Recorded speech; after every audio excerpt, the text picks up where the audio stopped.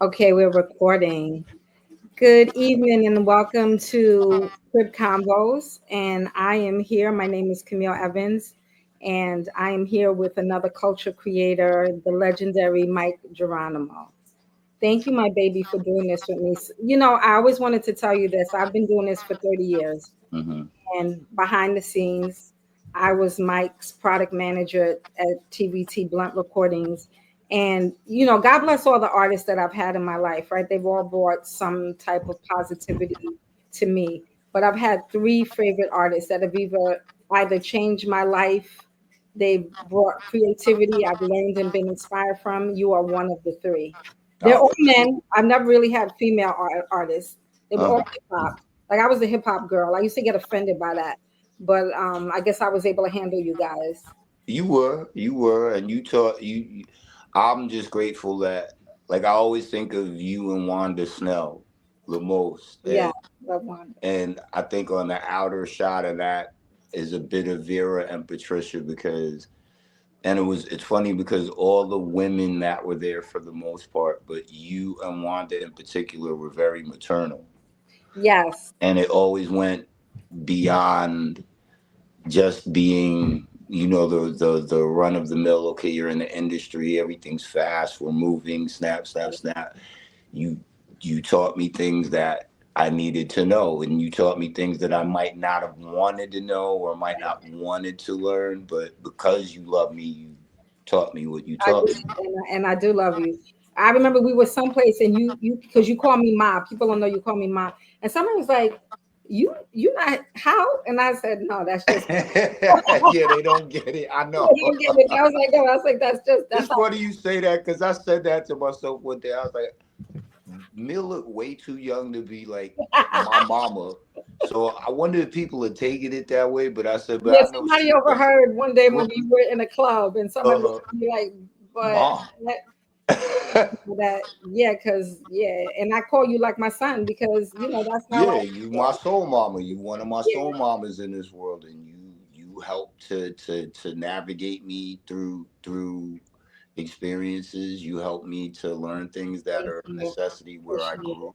it. So you're irreplaceable, and I love you to I death. love you, and I love you more, baby. I love you And more. it's just like that. So Yeah, here we go. here we go. So Yeah. going back, you helped me with this paper, and you gave me some insight. My paper was about censorship in hip hop. Hmm. I'm really big on this intergenerational divide. So can we start with censorship a little bit? Sure. Wherever you want to go. So my first thing is that hip hop has faced heavy censorship since its inception. Hmm. You've been an independent artist since you started. Hmm. How much did censorship play, or let's say radio play, the acceptance of radio play in your career? Um.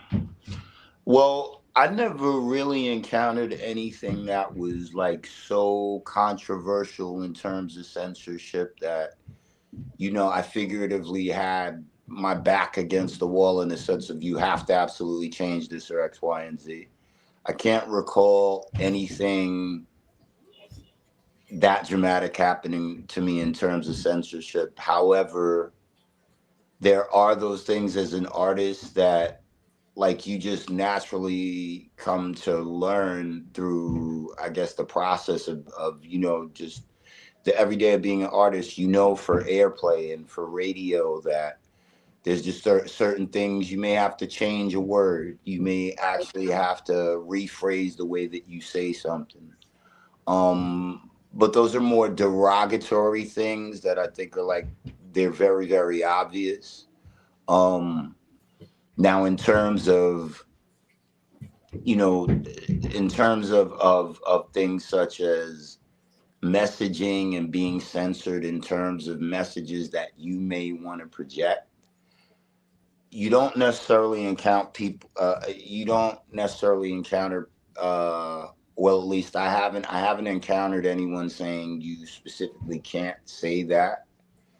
But there's always like the suggestion of, well, you may want to say it this way, Right. or there's an explanation as to why you may want to. I don't want to say so much reconsider, but just kick the idea around of maybe, what it is that you're putting out there. So me, fortunately, and I think too, when I came in, I think my era was pretty much the most rebellious era in hip hop. So it's kind of like it was the polar opposite with us. We were actually encouraged to push the envelope a little bit more, Got it. but Yeah. not so much as to where it would interfere with airplay or expectation of what you wanted from radio, rather. So you feel that this quote unquote censorship it doesn't exist now in the digital age?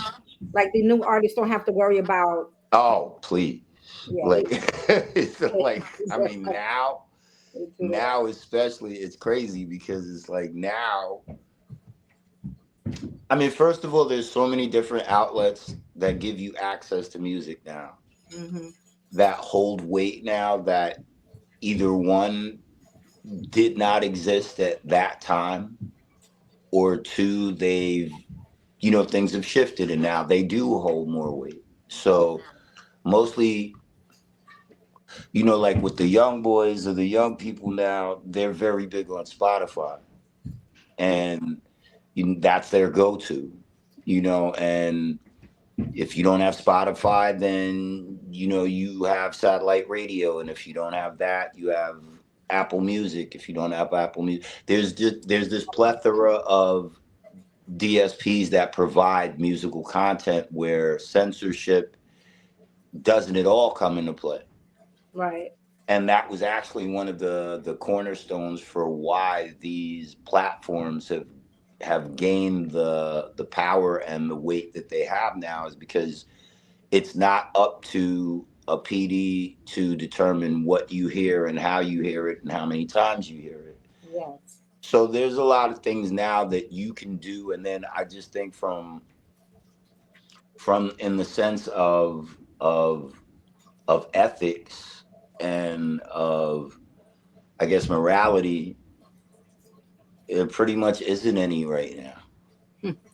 So it's like you it's like being in a Mad Max movie.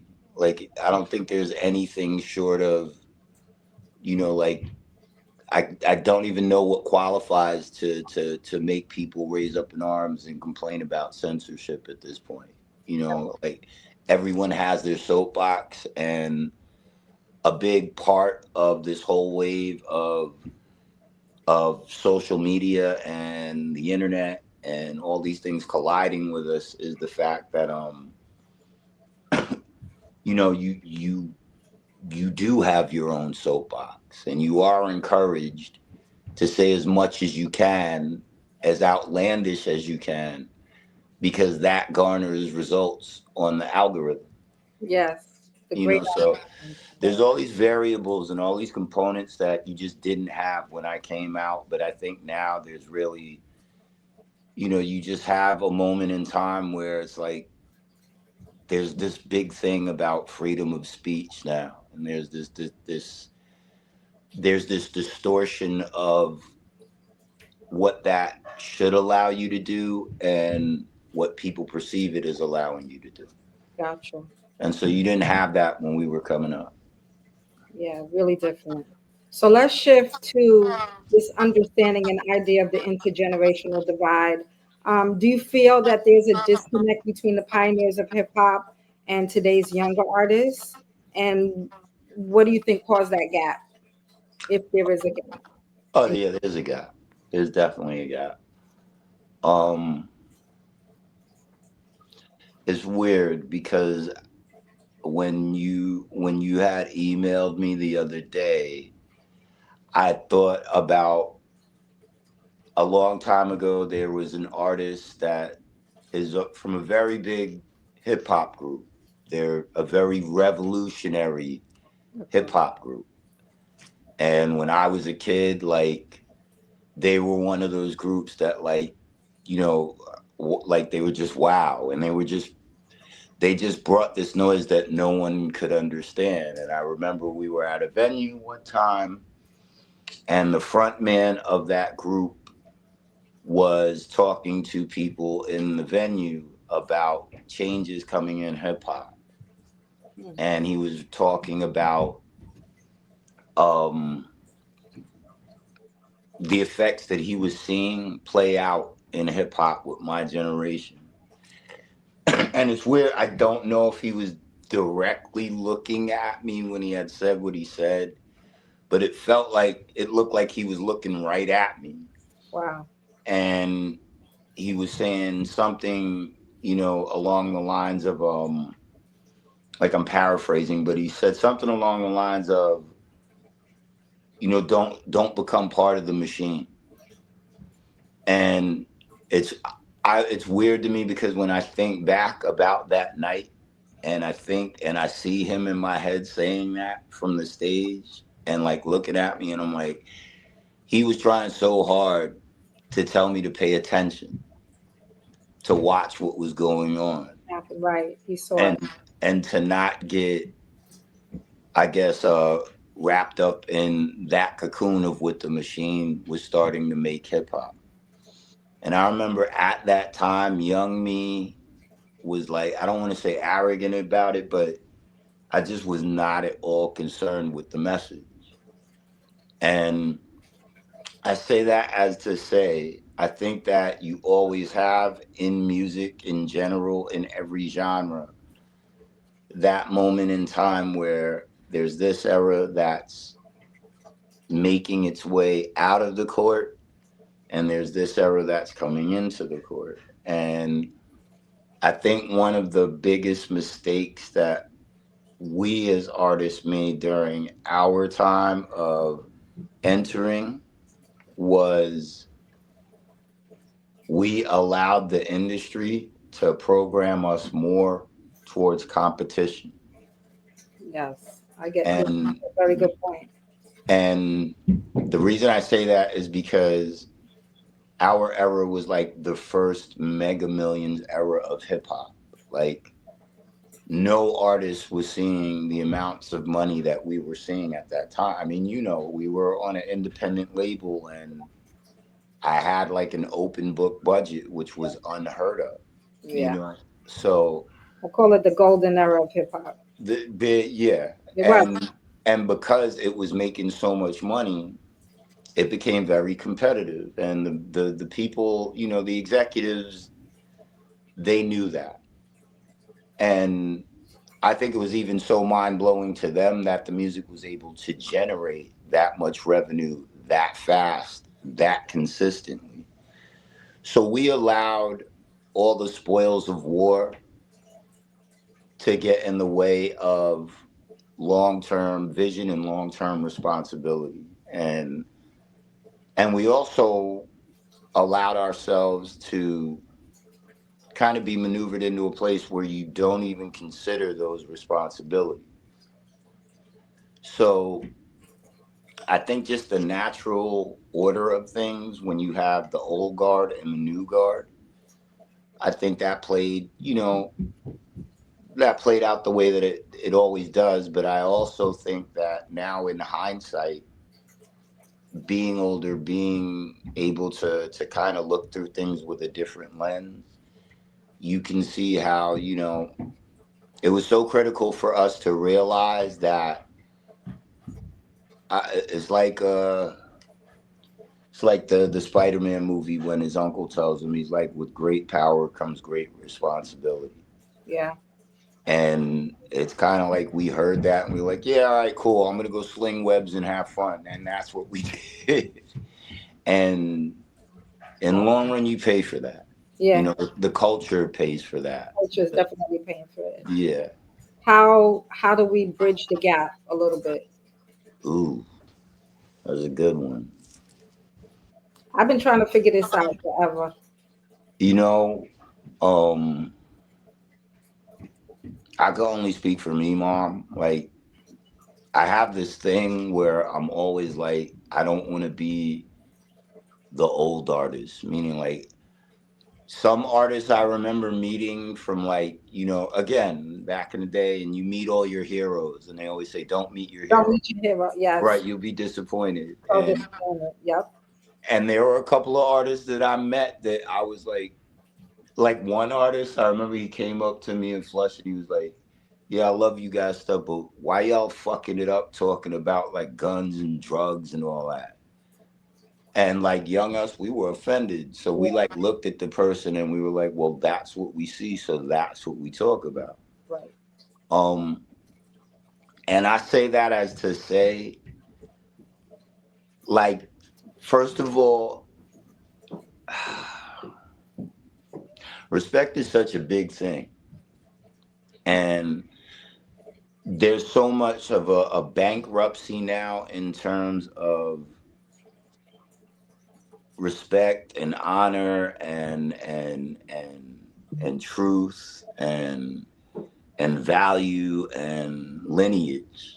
Like these things are not considered more so now than ever. So it makes it harder for one generation to build with another. But what I was saying about not wanting to be the old artist, I always have this thing where I don't want to be that artist that completely shuts myself away from. In this old school bubble. Right. And so I try to be very open minded and open to the younger generation. And I have to honestly say I'm thankful because like I feel good when I get the OG. If you get the OG from the YNs out here and they hitting you with yo OG or they hit with yo big bro, Yeah. relax, you good. Yeah. So But the problem is that's rare. There's not a lot of us that somehow can get that younger generation to yo what's up OG, what's up big bro, like it takes a lot and they're very very unconcerned mhm. about how our generation takes it or lives with it or feels about it. So I really don't know what the answer is. All I can say is when I'm around the younger generation I do my best to listen more than anything. What do you want the YNs to understand about the sacrifices that the OGs made in this music game? I don't know that I want them to understand, and the reason I say that is because it's one thing for somebody to hear or see your story, and then based upon their own observation or their own, based upon them giving that their own attention, they within themselves see a reason to say, hey, you know what? I respect you. Like I think if it's more of an acknowledgement, that's different. And I think that if they can find a way to acknowledge all the ground that we covered, and we were different in the sense that while you had this golden age in terms of quality of music, content, uh, variety of choice of artists and revenue, because you had all of these great things, you also had people getting smarter. Mhm. You had the Master P's and you had the Babies and you had the Herbs and you had, the D's and the Y's and and you had Jay and Damon. These people became very smart in terms of learning how the game is played and what the executives do and how they operate. And because they got smarter, that information sometimes filtered down to the rest involved. And so I think, like I said, if you look at it in terms of lineage, we're the first ones that made it a point to say, well, no, you're jerking us around money wise, and instead of that, I'm going to do this, and I'm going to show you how I can play your game on my own. And a lot of us became independent, and it's kind of like there's as long as there's an acknowledgement that we open that door for people, you know, um, Yeah. I think, and maybe that's where it starts. Maybe yeah, that's you where it know what? I starts. think, I've never, when I've had this conversation with other artists like Daddio, no one kind of hit it on the head like you just did. In our generation, we elevated, there were a lot of elevation from artists to executive to CEO to heads of labels, Yeah, right? Or there was from street to the artist to the yeah. elevation. There are no elevations of young artists now that you can look at, and they're black executives running labels or running their own. It's very far and few between. It is, and I think a lot of it has to do with, like, I don't be mad when I hear the YNs talk about concentrating on getting at the bag. And the reason I say that is because if you cut through all of the figurative fat of what everything is and you trim that steak down to just what a steak should be, it always comes down to, it's not what you know, it's who you know. It always comes down to all of these things that are like, you know, like you don't find them in textbooks, so to speak, in the industry, you know, and in that sense, um, it's kind of like there's no unity, and unity is of necessity for things to go to another stage. Yeah. And what I mean by that is, yeah, it's cool that everybody's independent and they're under the guise of believing that they're either set up to prosper more because they're independent, or that they are prospering more because they're independent. And the truth be told is, no matter who you are, you're still only going to get paid 0.008% at best from title for your streaming. And the point I always make is, when you wrote that song, you didn't write 0.008% of that song. You wrote 100% of that song. Right. You know, and what I always point out too is, I say, you remember when Hollywood got on its shit and everyone went on a strike, and the writers went on strike, and the actors went on strike, and people behind the scenes went on strike, and that union was able to come out after arbitration with a better deal. Yes. They can do that because they're a galvanized, united force. Yes. And until artists, in particular in hip hop, which I think will probably be the toughest genre to get artists to see it, until you realize that there is strength in numbers, and until you realize that, until you consolidate all of your power and make it one force, you're going to be doing this thing that we've all been doing all these years, which is they're going to pick and choose who's not a problem. Yes. They're going to pick and choose who's very marketable. And they're going to do their best to make sure that you don't learn too much, so that there's not a lot of you with a lot of information and a lot of questions running around. Because that brings about the spark for change that people might not necessarily be okay with. Right. That's the truth. So we delve naturally into the business of music, which was my next segue. Um, as an independent artist, Mm-hmm. how did you navigate the business of music without the machine behind you? What were some don't what was uh, well, we still man, got to figure it out. That's why we're laughing. yeah, I'm laughing because I'm like, cool. Well, you know, if ever you wanted to be balls to the wall, not care, and live like the most dangerous way possible, take that ride. You know, like, Yeah, people don't understand they this. don't understand. They don't. Like, I mean, you know, I think one of the biggest things that helped me was starting with myself, meaning don't use the finger, use the thumb, meaning I had to tell myself it's time for me to look at myself completely different. And what I mean by that is that the minute that I said to myself, okay, you're not just Mike Geronimo, you're your brand. And you are no different than the iced tea that you're grabbing out of your refrigerator. There you go. You're no different than the soap detergent that you use to wash your clothes. You're no different than any other product that you can see in your house. And I had never looked at myself as being a product. And um, that helped a lot because once you step outside of yourself and you look at the picture in the most holistic sense, you realize that you're one of many. And then that's when you realize that you're expendable if you don't make yourself not be expendable.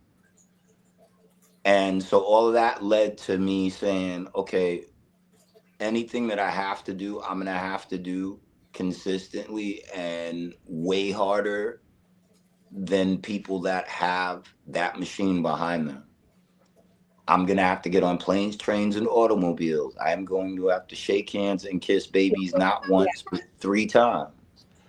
I'm going to have to go and keep repeatedly bombarding these territories where I'm getting response. I'm going to have to get the numbers on these key regions. I'm going to have to know what these key regions are.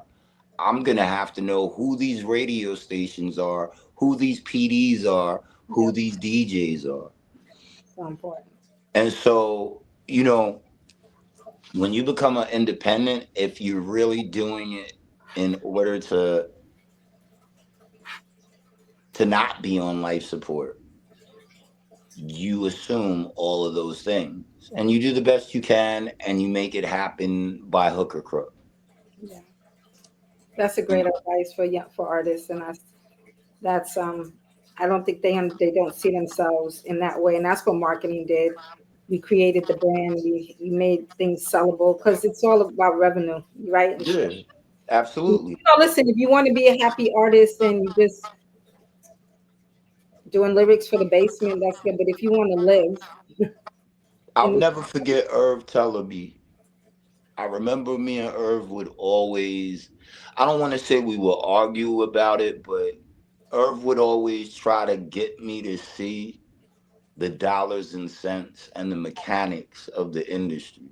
have to, And it's dope because if I think about it now, he would always be excited, like when he's talking to me about it, because he would be like, nigga, like, yo, all you have to do, Mike, is just be like, yo, da da da, and they gonna do it.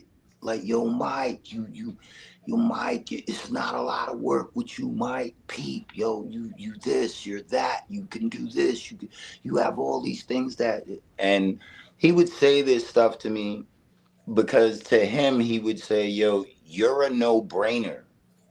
You're like a gift from the heavens for anyone that wants an artist. You're you every absorb, check yes, on every box. you absorb well. And I couldn't see that.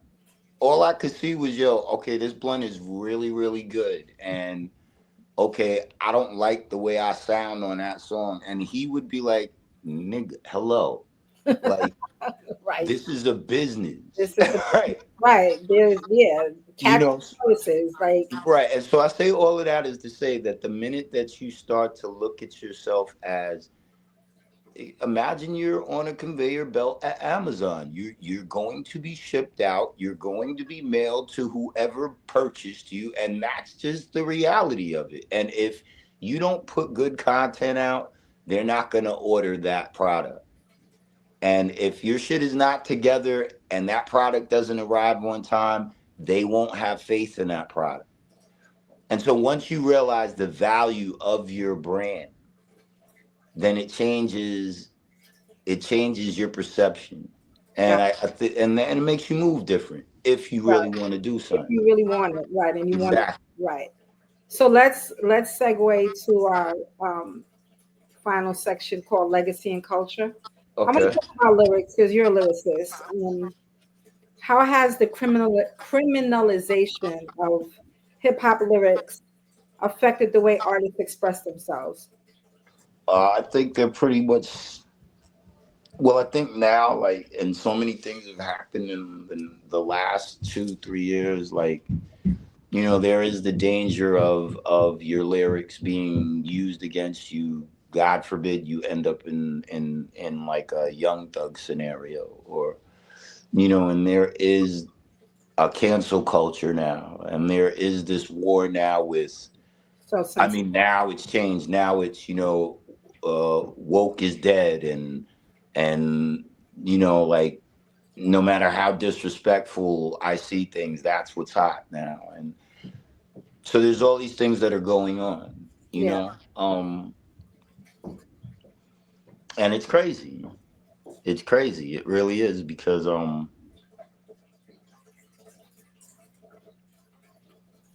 it's just devaluing everything. yeah. It's like, if I'm gonna be candid about it, it's in a sad state right now. It is. So, what's hip hop's role in preserving the authenticity of our culture?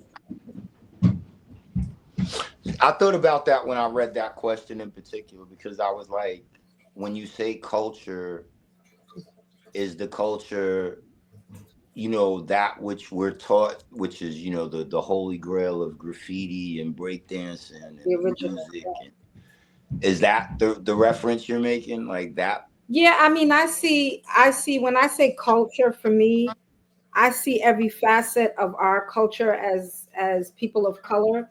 Um, Hmm.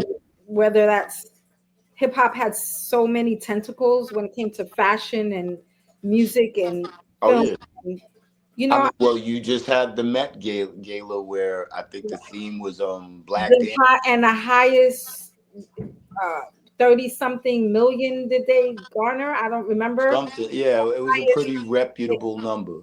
It was a that pretty they've reputable. that they've ever, okay. Yeah. I mean, well, okay, so let's break it down. So if we take it in terms of our people and our contributions to a greater culture, to to what gives America its soul, what gives America its two step, what gives America its flash, what gives America its Je ne sais cool. quoi. It's genocide, right? It's je ne sais quoi. What gives America a little thing. If you look at it in that sense, it's been very pivotal. It's been very, yeah, it's been very dynamic. It has been very groundbreaking. And I've always said, when I got to travel around the world, and, like, I'm fortunate to say I have friends that are like family in Denmark. I have friends that are like family in Japan. I have friends that are like family in France and England and all these places around the world. And you get to experience the connection between what you wrote in your house, never imagining that it would put you on another continent.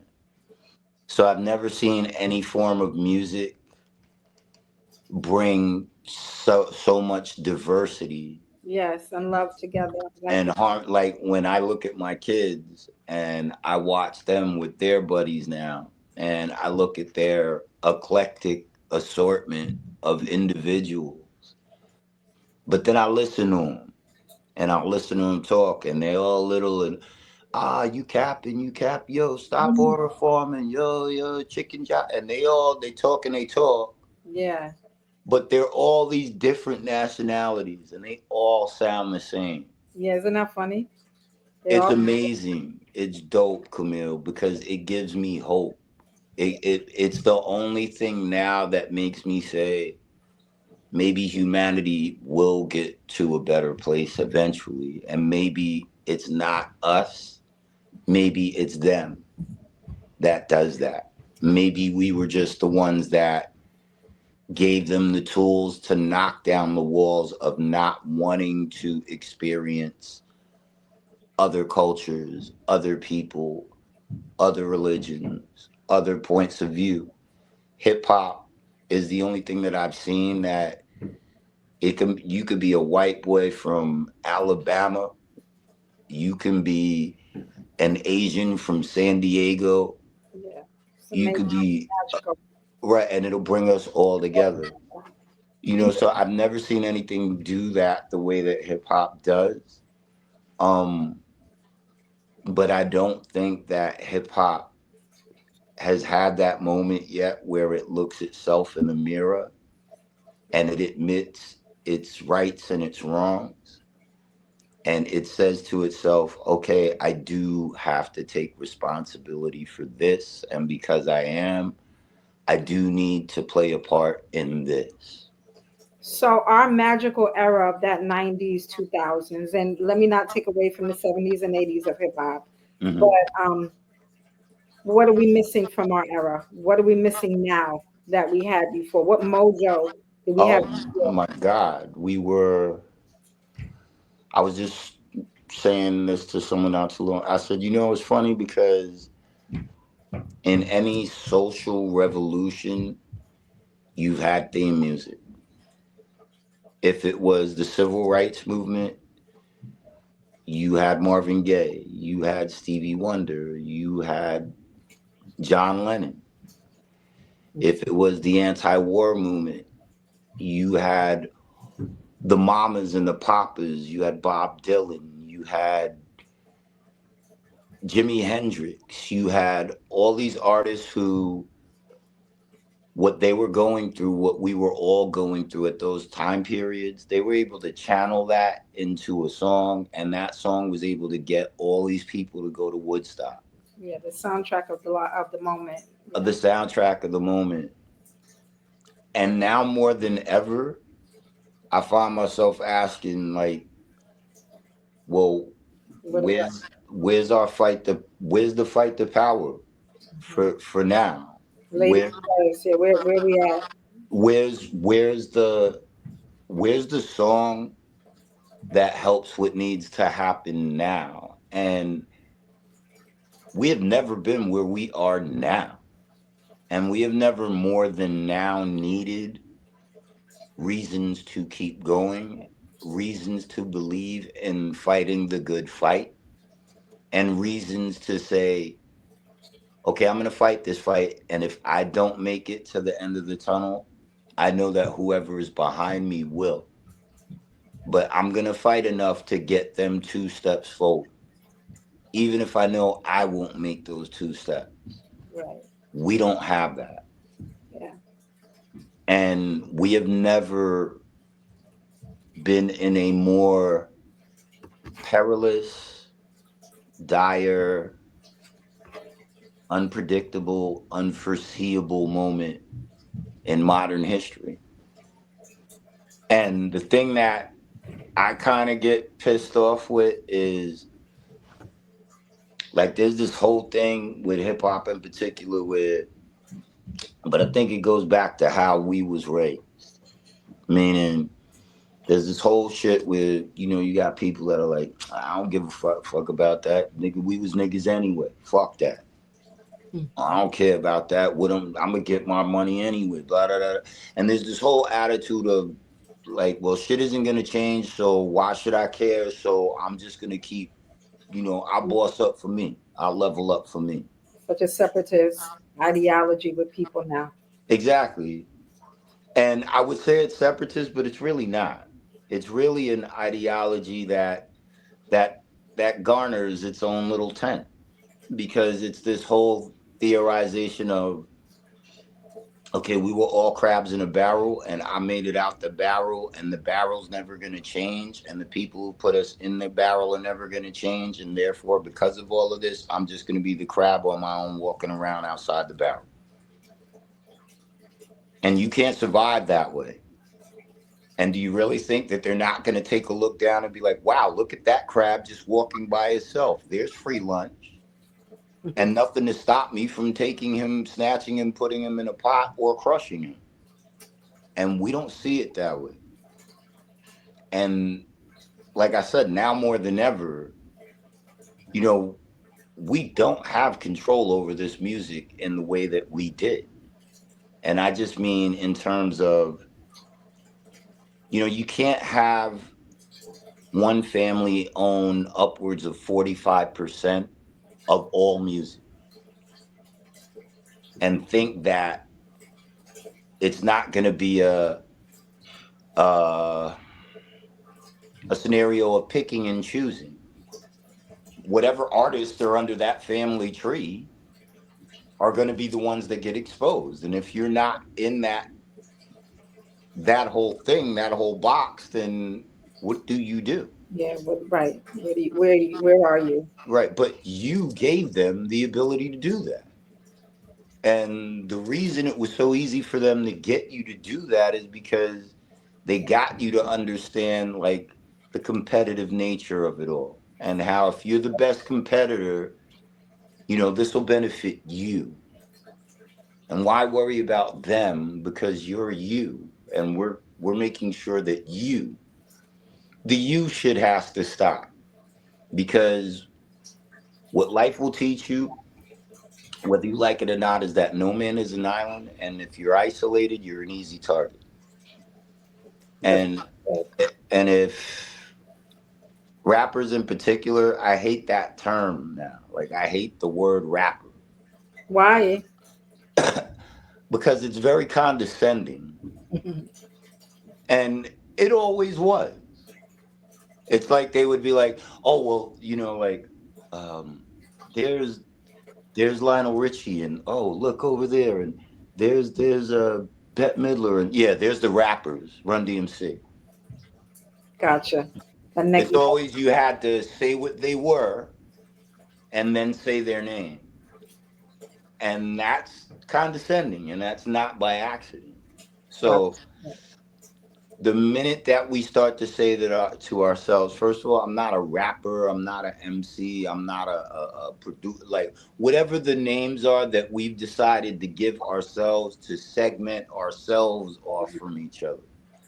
You're an artist, and you're an artist no differently than the front man from the Who to the drummer from the Who. You're an artist, and you're no different from the pianist in this orchestra and that woman singing soprano. You're no different. You're an artist. So once we realize we're artists, and once we realize no matter what you do, you will need each other because you're going to need each other because there's strength in numbers. Until that happens, you just won't see anything change. And sometimes things get to a point where it is too late. So I think now for me, I'm forced to have to contemplate the what ifs in the sense of, okay, there's no more sand in the hourglass. So what is that going to mean? And I don't know. I don't know. You're so good at helping me segue when we speak. You're so good. Like you're so here because now it's Mic Geronimo time, one of my favorite artists of all time. So, what's one record of yours that you feel defined your career or message as an artist? Oh, oh, damn, Ma. Come on. I don't know. What's one of your I'm the favorite? worst because I don't like hearing me. Really? You still don't like even now? Even now. Like I get in the only thing I like is when I'm listening to me and I'm judging me based on, okay, did I record this the way that I heard it in my head? So you're analyzing. What are you analyzing? Your tone, the cadence, My cadence, my timing, my execution, really, my pronunciation. really, you're like doing all of that. Yeah. Wow. And I do it each and every time, and I've never known how to not do that. But I So that don't. drives your perfection. But that Yeah, it's like kind of like a blessing and a curse. say it again. It's like a blessing and a curse. Oh, it's definitely a gift and a curse. My wife tells me all the time, like Shelly says it all the time. She's like, you're your toughest critic. You've There's nothing always wrong with been, that. But you got huh? to know that you're great. You know that, right? Say again, Ma. I said you got to know that you're great, right? That you're one of the greatest of all time in hip hop. Like, You got to know that. See, I could talk to you because you know this about me, like, and I know you know this about. I've always had this problem with um acceptance, I was going to say, but I was waiting for you to say it. right? And you know what I. It's probably like the first time I would say it publicly. I kind of had that imposter syndrome thing happening. Um, where Yeah. where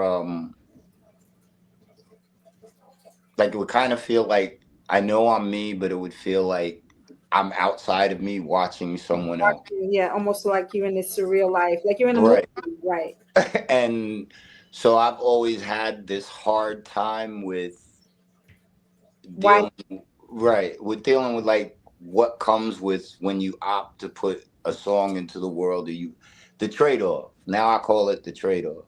Yeah. But what I will say is what I do recognize is that I have made an impact, and I'm humbled and grateful for that.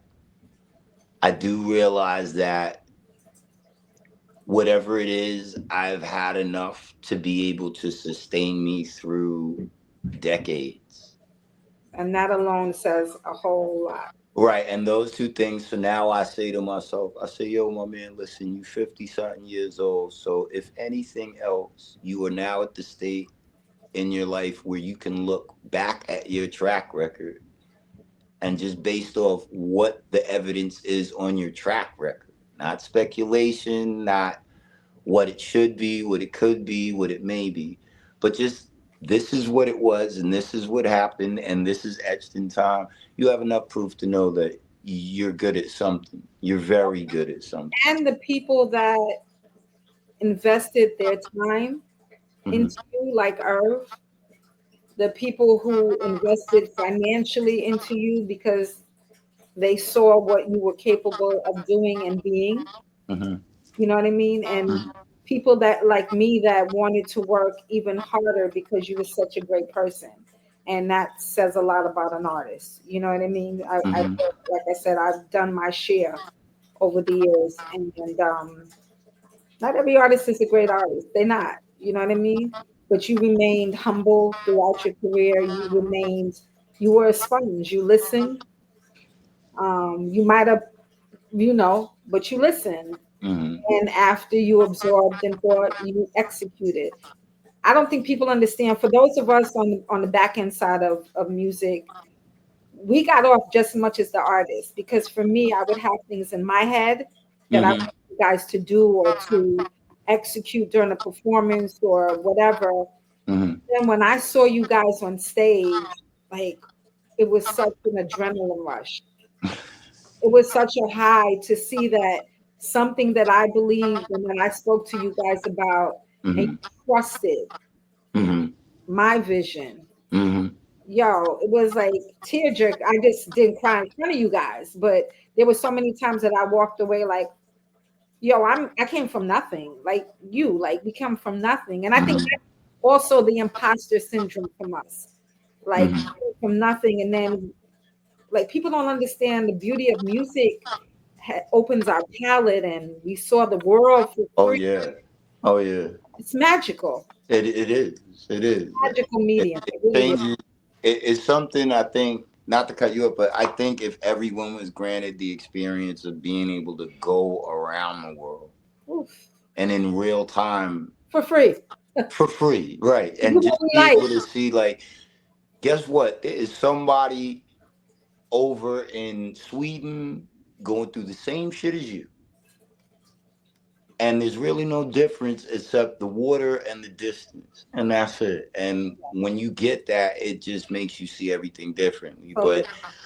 But to keep it all like focused, I just wanted you proud of me. I just wanted Wanda proud of me. I just wanted BJ and Brian and Steve and Vera. And what meant the world to me was like being in the office and like whatever song it is comes on whatever radio station, and I always remember like on the PA system you guys would be, where we're such and such on Hot 97, or we just did that.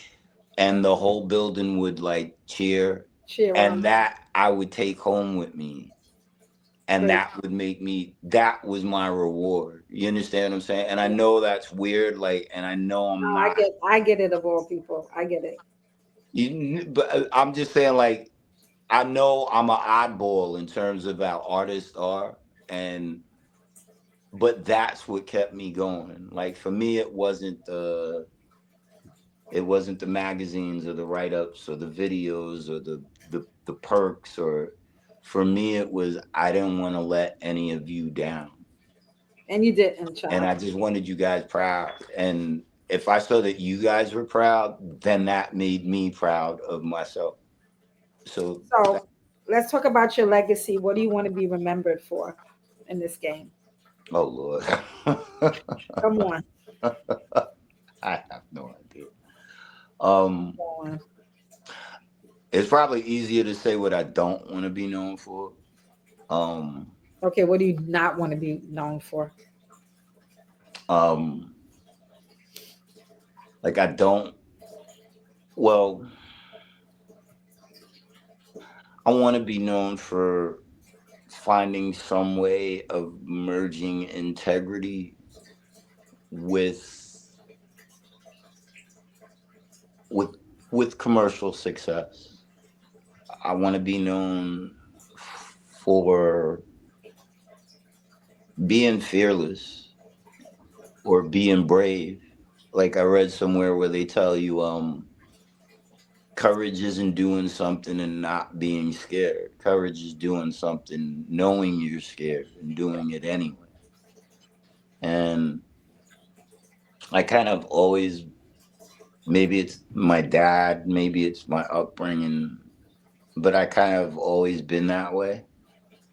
Um, so I don't want to lose, seeing that somebody has to, even if no one wants to. And you may not understand now, but if one of us does, then it's going to be okay for the other nine of us. And I'm okay with that, you know? So this wasn't on the list, but if you had to write your love letter to hip hop, what would you thank her for? I call her because she's so sometimes emotional. So I call hip hop her. she's Yeah, right. I she's mean, so dramatic. she's I don't know because I guess I would just say it. My love letter right now would probably be, it's time to go, but I'm thanking you for what you gave me, because you gave me this, I was able to grow. And because I'm able to grow, I'm able to go. I like that. So I would tell her, um, thank you for showing me that the world is not just one room with one door and one window. Thank you for showing me that sometimes there's things that people can't touch, see, taste, or feel, but it's there. It's in you, it's in your idea, it's in someone else's ideas. And when all those things collide, then people will be able to see it and touch it and feel it. But have faith that it's there, even if you don't see it or touch it or feel it. Um, I love her. I do, but um, She's temperamental. it's more of a um, like I can't change who you decided to become, Hmm. but because this is who you decided to become, and because you gave me what I needed to grow and go, I just want to know that you'll be okay. But this isn't the point where, like, this is the point where you go your way and I go mine. And that's the best way I could say it with her. I love I'll it. never not love her. I'll never, I'll never not think of her. I'll never not. She won't ever not be a part of me. She helped to make me who I am. Yeah. But she's not what I knew. Hmm. And once you learn something, you can't unlearn it. And the more that you try to fight against what you've learned, Yeah. the It more helps. you don't move. Yeah, it's the truth. You have to move on at a certain You point have to move on. in life. So You have to move I'm on. gonna always love her. I wish her the best. I do. I do. But I might be in the Oh, car seeing God. you on the street, like, oh, there she go, beep beep, and just keep And, driving, you know? and keep going. Yeah. So, before we leave, I Hmm. continue DJing, Oh yeah. which I love. Are you Thank you. you look like you're having so much fun doing it. Are you still recording? Are you still? Uh, what am I doing? Well, What are we doing? well, This not personal, but what are we doing? Like no, the no. music? Yeah. I think with me in terms of like I just turned down doing a song with like an artist that I hold very, like it would have been a milestone moment for me personally. Seriously. Yeah, and I turned the song down and they were like, why? And I told them, I said, if you don't feel that passion that kept you up late at night writing, and if you don't feel that passion that makes you wake up and automatically have a bar in your head, or you the first thing you hear is that song that producer made, and you're like, okay, yo, I know what if you don't feel that way about it, then you can't give it your all. Wow. And I miss having the passion that I had for it. Um, but I know I don't have that passion. And my I don't passion, either. I don't. right, and my passions now, my passions now are my kids and my family and my small businesses. And, what do I want to do with the little bit of time that I have in front of me as opposed to all this time that's behind me? So That's how I am now too. yeah, so it's kind of like, James Brown said it best. He said, you got to know when to leave the stage. You do. So I kind of know it's And okay. some of our generation, Hmm. they have a hard time leaving. Yeah, and They have a hard time leaving. this is what I'm like. I never wanted to be the artist that didn't know, yo, you don't see the lights are on in the club. You don't see like there's one broad at the cash register right now. Like the security people left. There's cups on the floor. Like the club's empty. Go home. They're still trying to search for that applause. Right. Yeah. And when you do that to me, it's like you're depriving yourself of so many other So many other experiences blessings and experiences. that Yes. are out there, and you just have to be willing to. You have to have the courage. You Yeah. have to say, yeah, like, yeah, I am scared, but let me see anyway. You know. So I think that's where I am with it. In terms of the DJing, I'm having a ball doing it. It's what I did before I was rapping. Um, like I did my first mixtape for another artist like a week ago, and I was mind blown. And I was like, wow, it took all these years for me to be able to do that. I get broadcasted now on a radio station. There's other radio stations that want me to come, and there's venues, and it's the fun that I miss having with it that I think I was trying to find if that exists still. Yeah. So in that sense, I am having fun. But I think in terms of the days of, me doing a project and going to the studio and then doing the whole run after that, like, nah, man, I'd rather just watch the kids grow up. And Yeah, that's a great thing. yeah, I love you. I thank you because I love you you. always picking up my call. You're always there I when I need always you. will. I always will. I I hope you always will. always will, because I always will do the same for you. And just so you know, like, I would not have gotten through it without you. Oh, don't make me cry. Don't do that shit. No, I'm just saying, and I'm just so thankful that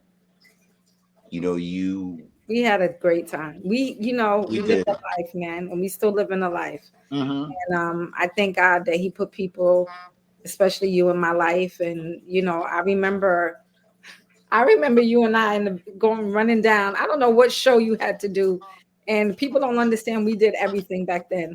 You and I jumped in this cab, going down Broadway. Remember, we were shopping for some big ass Well, show. we were always, I was always like, oh, what? I have to do what? Oh, well, yeah, you got to send me down the street to go shopping. We were shopping Yeah, and just running from store to store, and you were like, "Nah, let's go into this place," and we just had a fucking ball, bro. We had we so did. much fun, and I I love wouldn't it. replace it. I would not change. Nah, Like, me people either. always ask me, they're like, would you change anything? And I'm like, absolutely not. I would Never. not change. The good, the bad, and the ugly. I would take it all, Take it accept it. all. And I miss a little bit. I miss the excitement. mhm. Some of it I miss. You know what it's like? It's like the end of Goodfellas when he comes out with the spaghetti and he's like, "Last night I ordered spaghetti with it tastes like ketchup with," and he just looks at the camera and then he goes and then robe it. That's it. That's the best way to sum it up. Yeah, yeah, But you have to, if you look at it in that sense, we went through a whirlwind, yeah. We did. and to be able to talk about it Well, yes. After the and fact, have survived it, and still be get mentally the and right and physically get the the same. blessing right to be Yes, able to have that. Like, it's a go people don't understand, it is a gauntlet, yeah. It really. and there are people that did not make it They didn't make literally it. Yeah, they through didn't this make it. gauntlet. I have, my it's with my kids ask me so many questions about, dads are like, yo, you were cool with Big and you were cool with Pac, and it's so surreal, like It's so surreal. them talk, but it makes you miss your friends. Yeah, that's the only part. I And told somebody, I said, yeah, I got to do this interview with Mike Geronimo. They were like, oh my God, you know Mike Geronimo? Just laugh. Yes. I just laughed because that made me see, like, damn, like, I think this shit is normal because this was our life. this is, But yeah. but to the average person, like, yo, we weren't normal. God No, bless him. you know, God bless him. We if normal, you're but lucky enough to be a superhero, it's the closest thing. And this is like that part of it I hate, because it kind of, yeah, it makes us like, feel like, it makes you feel like you're giving your ego, like, here, please sit down, have a